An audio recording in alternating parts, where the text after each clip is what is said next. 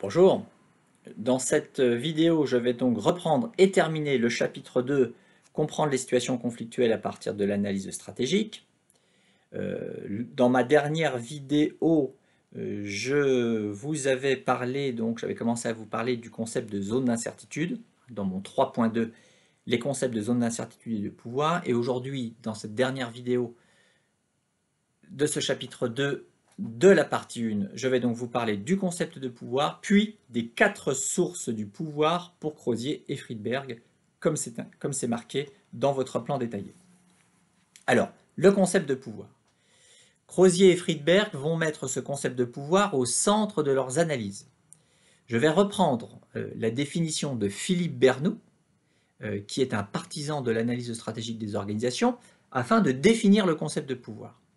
Philippe Bernoux nous dit la chose suivante. Bernoux nous dit « Le pouvoir est la capacité pour certains individus ou groupes d'agir sur d'autres individus ou groupes. Le pouvoir, vous l'avez compris, est donc avant tout une capacité d'influence. C'est le premier point à retenir. Le pouvoir est avant tout une capacité d'influence. Philippe Bernoux nous propose ensuite une définition un peu plus élaborée du concept de pouvoir, toujours en lien avec cette idée de capacité d'influence. Bernoux nous dit la chose suivante. Il nous dit, deuxième donc définition du pouvoir, plus précise, le pouvoir de A sur B est la capacité de A d'obtenir que B fasse quelque chose qu'il n'aurait pas fait sans l'intervention de A. Cette définition, elle est plus précise et elle est très intéressante parce qu'on retrouve l'idée de capacité d'influence, mais on voit bien également que le pouvoir a un caractère relationnel. Ça veut dire quoi? Ça veut dire que le pouvoir, il se présente comme une relation. Le pouvoir n'est donc pas un attribut, n'est donc pas une substance, ce n'est pas quelque chose que l'on possède. Le pouvoir, en fait, s'exerce dans une relation. Ça, c'est une idée clé, fondamentale, de l'analyse stratégique des organisations.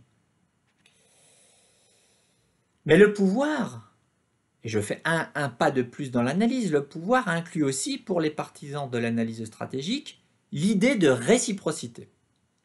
Ainsi, un chef peut contraindre un employé à agir, mais ce dernier peut exécuter l'ordre du chef de bien des manières. Il peut obéir avec zèle, il peut aussi traîner des pieds, il peut mettre l'accent sur tel aspect de sa mission plutôt que sur tel autre. Bref, celui qui est apparemment en position de faiblesse n'est pas totalement démuni de pouvoir. C'est ça le message que je veux vous faire passer. L'employé n'est donc jamais totalement démuni dans sa relation avec son supérieur hiérarchique. Il a toujours des marges de manœuvre pour agir, même si la relation, j'en conviens, elle est déséquilibrée, comme toute relation hiérarchique. D'ailleurs, je voudrais à ce sujet faire une remarque importante. Plus, si je reprends cet exemple, plus l'exécution de l'ordre va constituer un enjeu important pour le chef, plus notre employé, il va pouvoir tenter d'obtenir des avantages qu'il demande à son chef depuis longtemps. Plus notre employé, il va pouvoir exercer du pouvoir sur son chef. Vous le voyez, la relation n'est donc pas en sens unique. D'où une nouvelle et dernière définition du pouvoir qui est donnée par Bernoux, et c'est la définition du pouvoir la plus complète qui est proposée par Bernoux. Bernoux nous dit « Le pouvoir de A sur B est la capacité de A d'obtenir que dans sa relation avec B, les termes de l'échange lui soient favorables. » C'est une définition plus complexe, mais très intéressante, et c'est bien cette définition qu'il faut retenir en fin de compte. Voilà pour le concept de pouvoir. Donc retenez quand même que le pouvoir, c'est une capacité d'influence, que le pouvoir a un caractère relationnel et que le pouvoir renvoie à la problématique des termes de l'échange. J'en arrive maintenant aux 4 sources du pouvoir selon Crozier et Friedberg. Ces 4 sources sont les suivantes. Je les nomme et je vais revenir rapidement sur chacune d'elles. Tout d'abord, le pouvoir d'expertise. Ensuite, le pouvoir dit du marginal séquent. Troisièmement, la maîtrise de l'information et de la communication. Quatrièmement, la connaissance et la maîtrise des règles organisationnelles. Je commence par le pouvoir d'expertise. Le pouvoir d'expertise, c'est une compétence. On l'appelle aussi la compétence d'expertise. C'est celle qui tient à la possession d'une compétence ou d'une spécialisation difficilement remplaçable. C'est en fait le pouvoir de l'expert.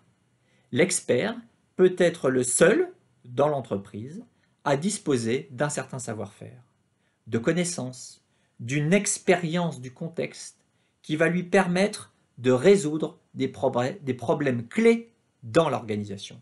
L'expert se sait quasiment irremplaçable et c'est pour ça qu'il va pouvoir exercer du pouvoir sur les autres acteurs. Mais, évidemment, il ne suffit pas d'être un expert pour avoir du pouvoir dans l'organisation, il faut aussi que cette expertise soit reconnue par les autres acteurs et qu'elle soit liée à une situation stable dans l'entreprise. Il faut aussi que cet expert puisse influencer les autres acteurs dans l'entreprise. Je vous rappelle que le pouvoir, c'est avant tout une capacité d'influence. Voilà pour le pouvoir d'expertise.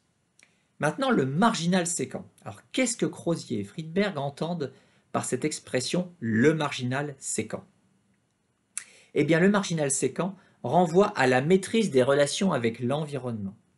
Il s'agit donc d'un acteur qui est partie prenante dans plusieurs systèmes d'action concrets qui sont en relation les uns avec les autres. Et certains de ces systèmes d'action concrets vont se situer en dehors de l'organisation. Donc ça renvoie donc à la maîtrise des relations avec l'environnement. Donc cet acteur va pouvoir utiliser, par exemple dans l'entreprise, les relations qu'il a avec une autre organisation à des fins particulièrement stratégiques. Et il va ainsi exercer du pouvoir sur les autres acteurs qui sont dans l'organisation. Prenons quelques exemples, donnons quelques exemples. Le délégué syndical, qui appartient à un syndicat influent. Le syndicat, évidemment, la section syndicale fait partie de l'organisation, mais le syndicat ne se limite pas à l'entreprise. Et donc, le délégué syndical qui appartient à un syndicat influent dans l'entreprise, il va pouvoir de ce fait exercer du pouvoir sur les cadres, sur la direction par exemple. Prenons un autre exemple, le vendeur, le meilleur vendeur de l'entreprise, qui va avoir des relations privilégiées avec le plus gros client de l'entreprise. C'est-à-dire qu'il est en capacité d'agir sur le comportement de ce gros client. Il va donc pouvoir exercer du pouvoir sur les autres acteurs dans l'organisation. Dernier exemple, le responsable des achats, qui peut faire pression sur les fournisseurs pour faire baisser les prix. Et bien de ce fait, le responsable des achats, il va pouvoir exercer du pouvoir sur les autres acteurs de l'organisation parce qu'il détient une ressource clé, c'est-à-dire la capacité à faire baisser les prix. Troisième source de pouvoir, la maîtrise de l'information et de la communication dans l'entreprise. Qu'est-ce que ça signifie? C'est assez simple à comprendre. L'acteur qui détient des informations stratégiques, des informations très importantes pour les autres acteurs de l'organisation, il va pouvoir exercer du pouvoir sur les autres acteurs dans l'organisation. Il va pouvoir en quelque sorte monnayer cette information, entre guillemets. Quatrième et dernière source de pouvoir, la connaissance et la maîtrise des règles organisationnelles. Les membres d'une organisation sont d'autant plus gagnants dans une relation de pouvoir qu'ils maîtrisent les connaissances et les règles de l'organisation et qu'ils vont pouvoir utiliser à bon escient ces connaissances et ces règles.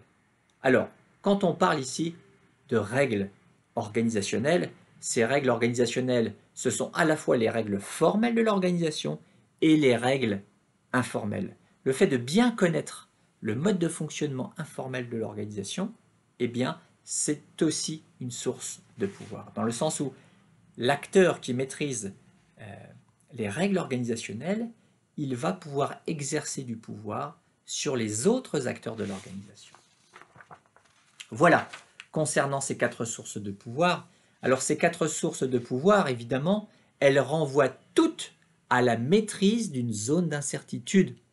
Le concept de pouvoir est donc lié au concept de zone d'incertitude. Et la zone d'incertitude, c'est une condition d'exercice du pouvoir.